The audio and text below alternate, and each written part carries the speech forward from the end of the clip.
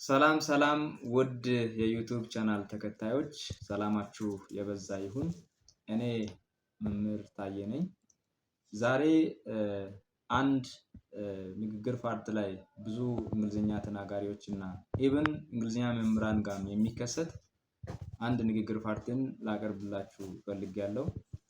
ያም አንድ ሰው በሆነ ቦታ ላይ ወይም በመንገድ ላይ ሊሆን ይችላል ይገናኝና ዌልካም ብል ምላሻችሁ ምንድነው የሚሆነው? እስቲ ኮሜንታችሁንም ከታች ጻፍ አድርጉ። ለምሳሌ አሁን አንድ እህቴ እዚህ ከኔ ጋር እየተከታተለች ነው ያለችው።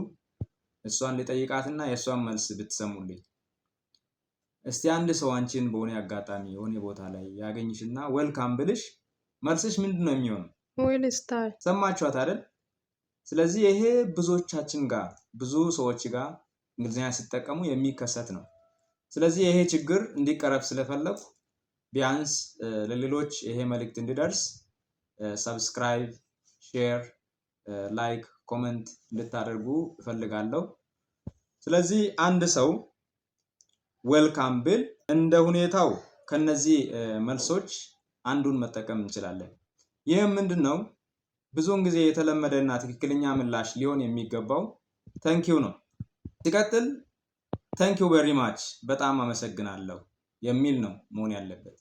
ሌላም እንደ አማራጭ አይ አም ግላድ ቱ ቢ ሂር እዚህ በመሆኔ ደስተኛ ነኝ፣ ኢት ኢዝ ናይስ ቱ ቢ ሂር የሚባሉ ምላሾችን ብንሰጥ እጅግ በጣም ደስ የሚል ተናጋሪ ነን ማለት ነው፣ ወይም በትክክለኛው ምላሽ ሰጥተናል ማለት።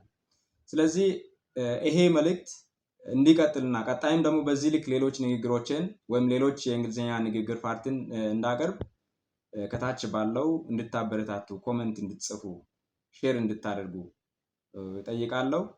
ስለተከታተላችሁኝ እጅግ በጣም አመሰግናለሁ።